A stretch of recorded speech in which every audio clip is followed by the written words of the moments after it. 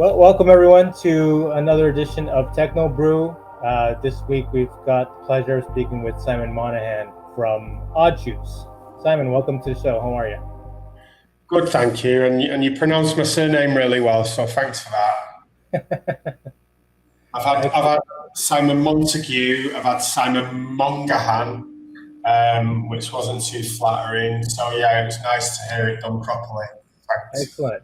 Yeah, that's. I think that's probably when you're in recruitment and you are reaching out to people, getting their names right is probably the best thing you could do to start off on the right foot. Yeah, I Google. I normally Google if there's a name that I'm not sure how to pronounce. I normally Google the pronunciation of it so I can get it right. And then I'll just ask them as well whether that pronunciation was correct. So I agree. Like I don't like it when people mispronounce my name. It's just lazy, isn't it? Yeah. Yeah, I used to get my name butchered. My last name is Morales, and if you're not used to hearing Latin names, I guess it could be challenging. So tell me, Simon. I mean, I've been speaking with you off and on LinkedIn. That's how we connected, probably for the better part of like a little over 2 years now, and I'm really grateful for you to join the show. I always enjoy what you have to say and post on LinkedIn. And I thought, what a great thing to have a fellow recruiter from across the pond sharing some of his experiences with our audience.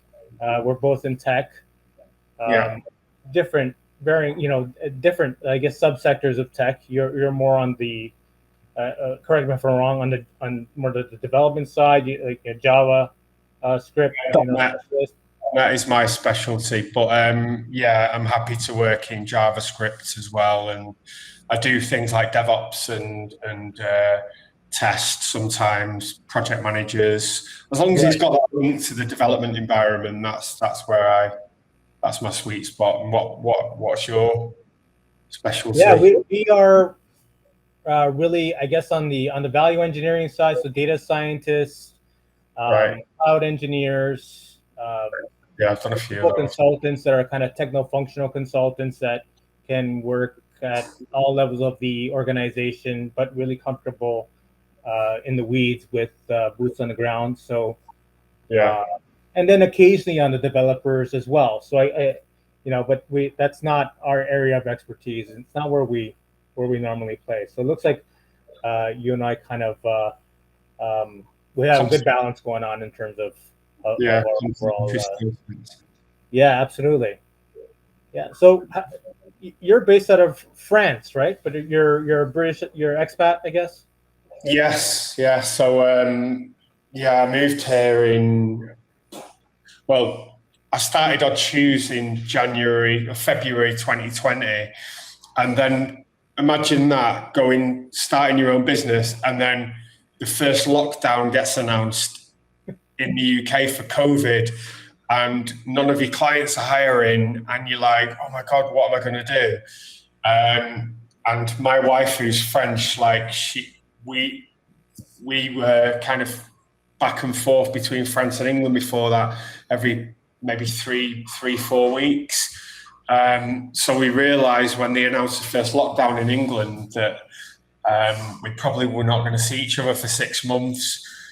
So I just literally got in my car and packed enough stuff for a few months and drove to her house in France, and we did the first lockdown together, see how it went. And sometimes, like I think extreme situations make or break couples, and it definitely, for me anyway, and my wife, COVID was probably one of the best things that could have happened for us and our relationship, which I know not everybody had a great time, but it was good for me.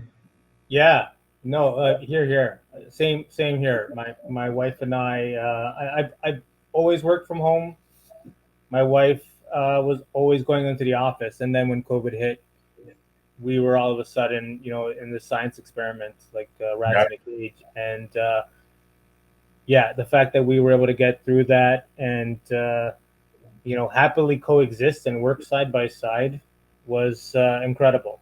Yeah, I won't say it was the easiest thing, but kind of really forced us to uh, communicate better, I guess, yeah, state what we needed in order to be successful, and respect each other's boundaries and come to compromise. So yeah, totally agree. It was a great thing, and yeah. not a lot of couples I think uh, would have the same story. I don't think it was a challenging time for a lot of people. So yeah, Yeah, because you get to see the other side of your partner as well. yeah, Before, like, they'd come home from work and you like tell me about your day, and you'd listen because that's what you do as a partner. But you don't really understand their world the same way that they do. yeah, But then, like, when you kind of forced on each other like that, you can't help but understand. She understands so much about recruitment now. yeah. Takes an active interest in what's going on, and I'm the same with her architecture work. Yeah, absolutely. Yeah, my wife is a professor at a college, and she is in the she teaches education, particularly for early childhood.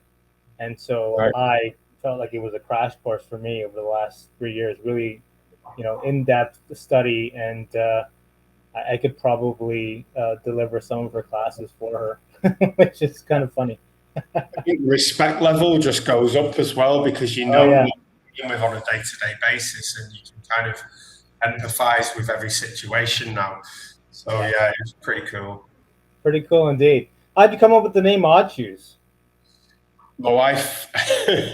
So when I was thinking about setting up my business, Yeah, um, I was talking to my wife, or she was just a girlfriend then, and I was saying that I wanted to start a recruitment company, but I didn't want it to sound like a recruitment company.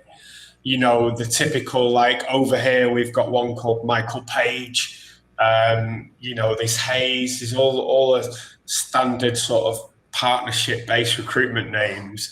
yeah, Yeah, I wanted it to sound more like a digital agency, um, more like a cool sort of off the wall type business, because I think recruiters always say they're different, don't they? yeah, And one of the best lessons I ever learned was not to say that I'm different, just to be different in your actions, in the way that you approach things. And I thought, what better way to start by having a name that no one would ever think as a recruitment company.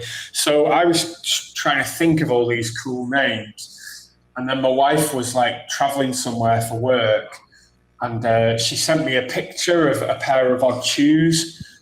She packed by accident two different shoes that were completely wrong. And as soon as she sent me that, I started laughing, and I was like, "Odd shoes, what a great name!" And that was it. Then I decided on that name, and I felt also that there was a part of me that it wasn't the main reason. Obviously, the convenience of the Odd Shoes name was what happened. But I yeah, also I also felt that sometimes, like, the job of a recruiter is to the client's got like a square hole, and you've got a triangular candidate, but you know that if you put them across in the right way, that and they get the opportunity, they yeah, can become that square hole that the client's looking for. So for me, it was kind of like a little bit like, well, we're putting our shoes in making our shoes work, yeah, because I fight for every candidate if I believe in them, yeah. and sometimes that brings a placement that the client didn't expect, I didn't expect, and the candidate didn't expect. It's no mystery that 2023 has been significantly softer than 2022. Yeah, Across the board, the Odd Shoes approach clearly has helped you to weather that storm because you're different, because you have this bespoke approach. yeah, yeah. I mean, but to the downside is when you're going out and trying to win new business, you're just like every other recruiter. Even if your messaging is on point, personalised, you've got a good trigger of why you're getting in touch, and you've took the time to research the company and the individual that you're approaching, and you still don't get a response. And it doesn't matter how good you think you are, to them, mostly you're just another recruiter who's like everyone else. And that's the challenge, isn't it? It's breaking that barrier. How do you actually get them to understand that you're not like every other recruiter? That's the challenge. That's the biggest challenge I'm having. Right. Have you? I know for us, because we've had similar challenges. Our mainstay, our greatest strength continues to be the relationships that we have with people that we've both placed and worked with at organizations. One of our clients, halfway through the year, like in June, they decided we're not going to work with any external agencies anymore. So we weren't exclusive at all, but we were by far the most successful in placing the right individuals. And this month, we were talking to them because we were always engaged with our clients, and we are now their exclusive, recruitment partner. Yeah. And it was because of the relationship we had, the success that we had, understanding them, what they were looking for, their culture, and consistently finding the right people. That helped to sort of get that exclusivity with them, and that wasn't the case 3 months ago. Yeah. So how much does your relationship with your clients, factor into, I guess, how you've been able to maybe retain business, get more business, or even get leads, new clients? I mean, firstly, like, I've only got 7 clients, and 4 of those clients have been with me since 2018, when I worked in an agency and then started my own. 2 of those clients came to my wedding in France last year for the weekend, and I class them as friends now. And I'm sure they do me as well. Hopefully, fingers crossed. But so I think when I set our Choose Up, what I really wanted was to not work with anybody that I didn't like. Life's too short for that. So I've purposely always kept my client base, since I've set up on my own, small, and that's brought a lot of success. Especially 2021, I had 6 clients and 38 roles from those 6 clients, and I placed 30.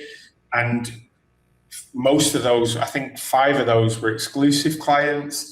So that's really, really important to me, and I do make a lot of effort to build good relationships with the clients that I've got, because I'd rather work with less people who I like than try to add more clients.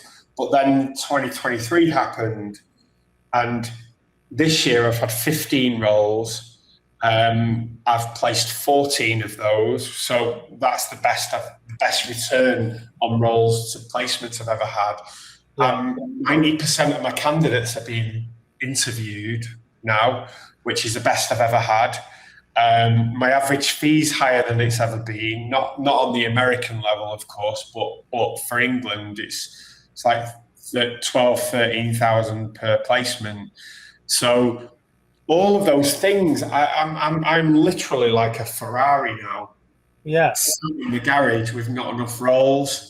And that's the really frustrating thing about the market right now, is that every recruiter I'm talking to is having the same problems. The roles have dried up. I know for us too, I mean, here in North America, the home market's been down probably about maybe 15-18% this year compared to last. But in tech, it's closer to probably like 38%.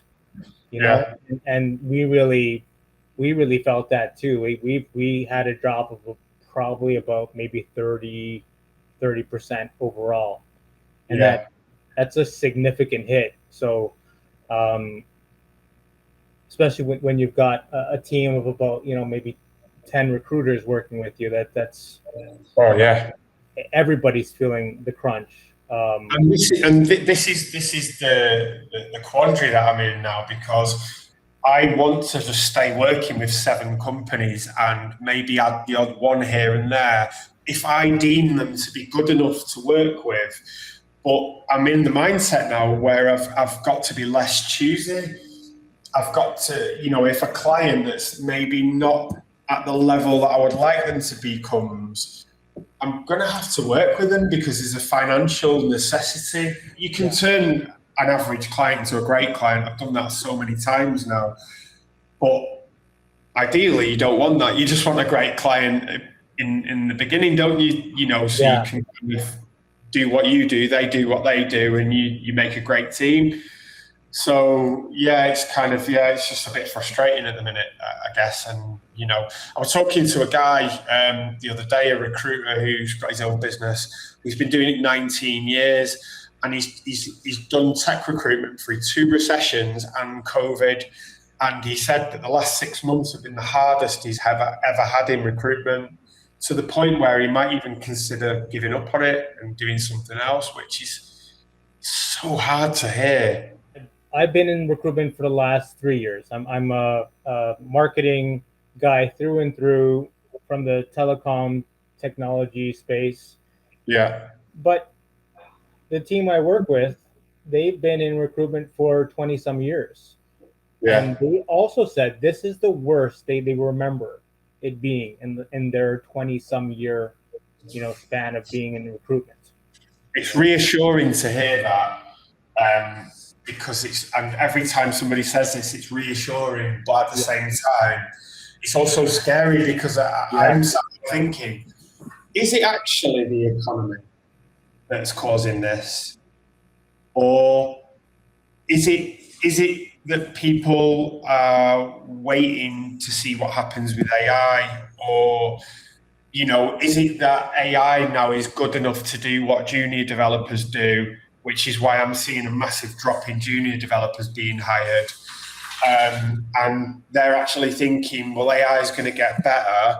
Maybe we can just completely cut out juniors, senior, mid levels, and just have people to kind of orchestrate architects and lead developers and tech leads. I just don't know. I mean, but I expected, as we were climbing out of COVID, and the economy was starting to get back to some normality, that things would get better. But then you see all of the big tech redundancies and stuff, and I'm thinking, why is that? It's not like they're not making money. So what's the reason why all these redundancies are happening? yeah.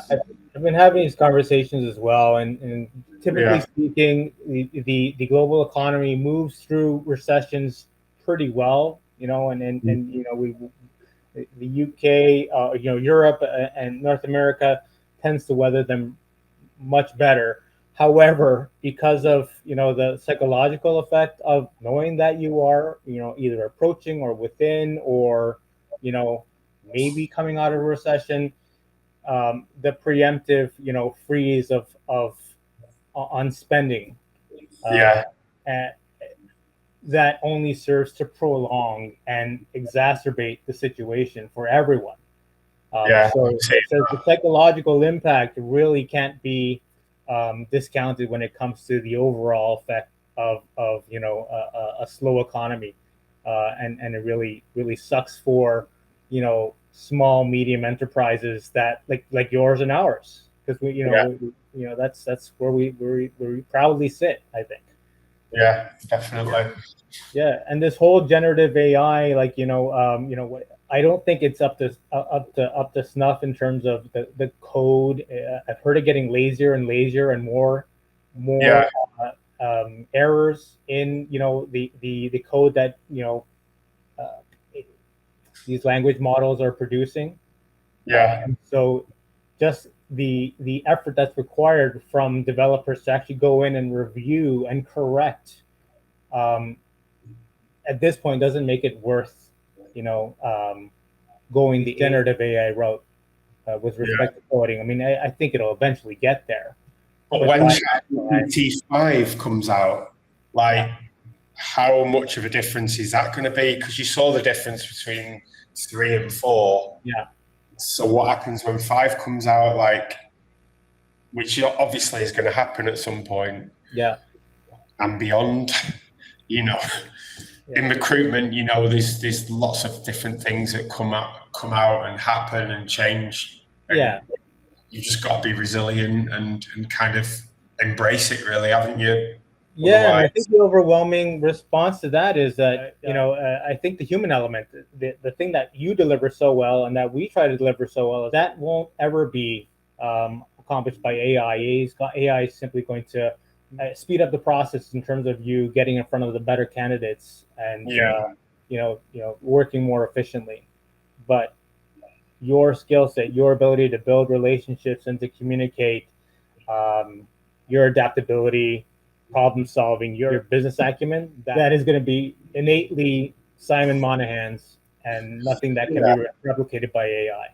I mean, maybe a positive is that there'll be recruitment agencies who have given us all a bad reputation who will find it harder because they don't do things the right way. They've clung to the old school practices, which has dragged us into the dirt.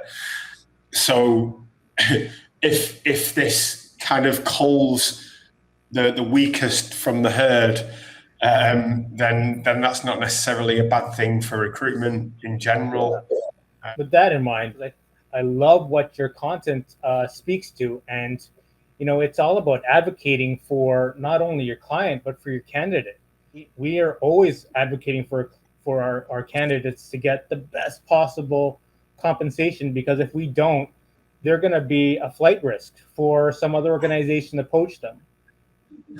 So yeah, I mean, I tell my clients pay my money, pay me to do what I do. Yeah. But at the same time, I tell my clients I'm going to fight to get the best deal for the candidate, because ultimately, without candidates, clients aren't going to want to work with me. That's a fact. You need to be able to deliver good candidates, and my reputation amongst candidates is probably slightly more important than my relationship with clients. But at the same time, like, I think there's a way of making sure everybody gets what they want. Like, clients are on one side and candidates on the other. And I see my job as being a facilitator to bring the best parts of the candidate that the client needs to see that they might not see without me, and equally the best parts of the client that the candidate might not see, and get them to a point where they're in a room and they're open to hearing those things and they've been prepped on those things. So they basically want each other once they get to that point. Yeah. When you think of best practices or maybe cautionary tales, when it comes to the recruitment, what, I guess, is top of mind for you? In terms of the clients, like, what should they be doing differently? In terms of you as a recruiter, trying to balance, I guess, juggle the client need and the candidate need, because you said you probably favor the candidate a little bit more, but they're both equally important, really, when he comes out in the wash. So, and that's a juggle, right? That's a balancing act. Especially when you're in a soft economy, you don't have as many roles as you would like. Maybe that balance of the candidate being a bit higher goes a little bit lower because you don't want to lose your clients, right? You don't want to risk. I think from a client perspective, the things that I'm always trying to get them to understand is I'll say it as I see it. The biggest mistakes that clients, hiring companies make is believing that they have the power, first of all, and candidates should be happy to be worked to take a job there. So they interview like they're Google. or Microsoft. They've got 3-4 stage process. They want the candidate to do a crazy presentation that's going to take them a day to prepare for. And then they get to the end and then don't give feedback, because the candidate's been rejected. So the first thing for me with the mistakes that clients make is that. And the first thing I'm doing is helping them map out a sensible interview process, normally over 2 stages, normally with, if they have to do a technical test, it's about something that the candidate's actually done in the real world or something they will be doing in the new job. Yeah. And it will take them no more than an hour or 2 hours to prepare for. I will tell them that they need to give me feedback within 24 hours because the market shifts so quickly. I will tell them that once they've interviewed somebody, they need to provide me with feedback. In fact, they cannot move forward on the client portal that I've had built for them without giving feedback for a candidate. So I force them to give feedback. So they're some of the mistakes. One of the other mistakes that they are always under market rate, salary-wise. So I've built a salary checker on my website, which is based on the last 6 months of job adverts in the UK. So, for example, you type in engineering manager in the UK, and they'll see that the average salary in the UK for that title, based on 212 jobs in the last 6 months, is £82,500, which is a 14% drop on this time last year.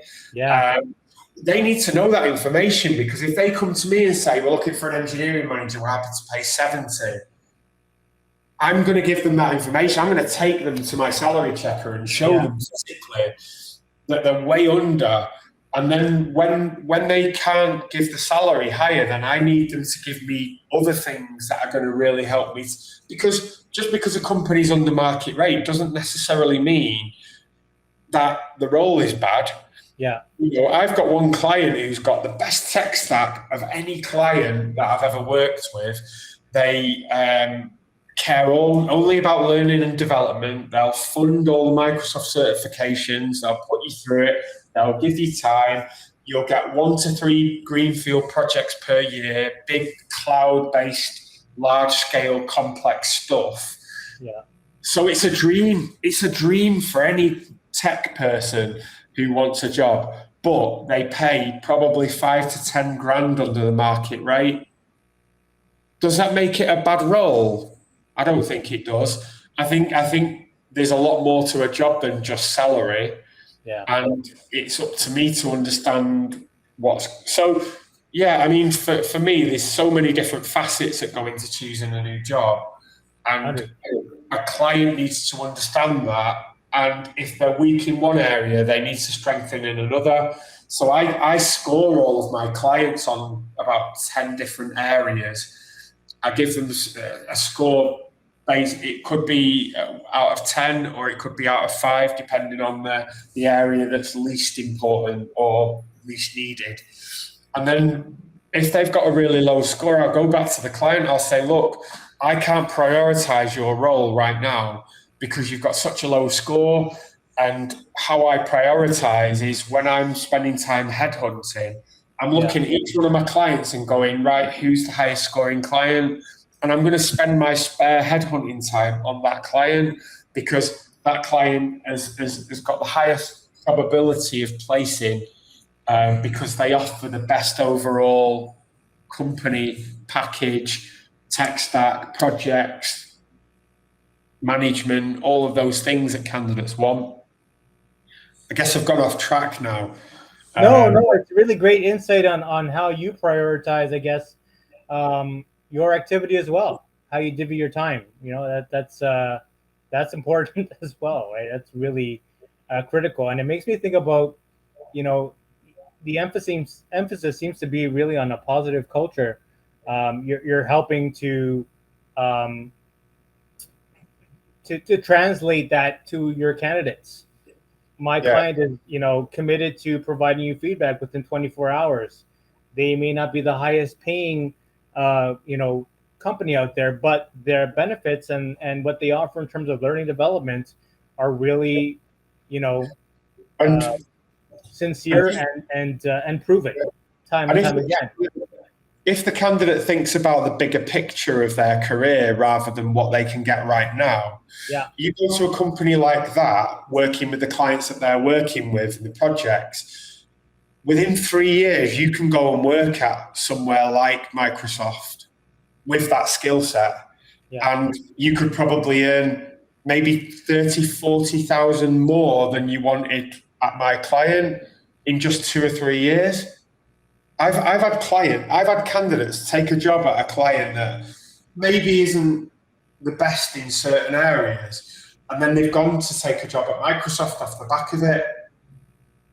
So you've got candidates have got to think of the bigger picture of their yeah, career. It's 100%. not just about what you can get right now. I only want to work for a company where I can work fully remote. Yeah, I appreciate fully remote is attractive, but if there's a company that wants you in the office 2 days a week, that could move your career forward in a way that you've never even imagined. Yeah, Are you really turning yourself off to that opportunity because you want to work from home?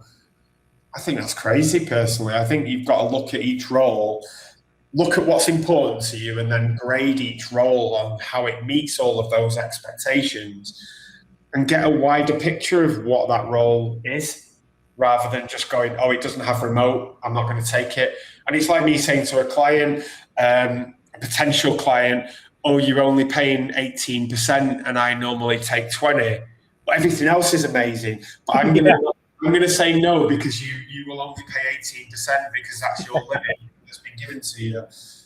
yeah. Because I'll It- fill it all It's easily at it's 18. mind-boggling. It baffles me when I see that happen. It happens occasionally.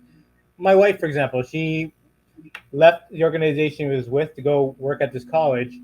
Uh, it was it was a no-brainer in terms of the overall package, but she was kind of pausing over she's been, COVID kind of spoiled everybody. Working from home, we ended up loving it. And so, Yeah. who wants to go back into an office? Nobody, really. I mean, I don't. I truly don't. I love working from home. But the overall benefit, the pension, the time off in the summers, the week off, per semester, you know, the trade-off really for having to go into now the college, the office, maybe twice a week. you Yeah. know she looked at it and really had that realization as well. I'd be crazy to decline it, and she made a really great decision. She's super happy. She has Yeah. to go in. She's going in today, for example, and with her other job, she wouldn't have to, but she is so happy, and it was the Nice. best decision she could have made. It's nice to have some face to face as well. I work on my own in my office, not at home, just in a separate office, because I like that separation from going from home to work. That's just how I am. But I do miss a little bit just being around other recruiters, having a laugh sometimes, Yeah, just feeling like it's a different environment and sometimes coming up with ideas and having sounding boards to help you make those reality. I do miss that a little bit and I just think we are social creatures, humans, yeah. and being at home all the time and then being at home in the evenings as well.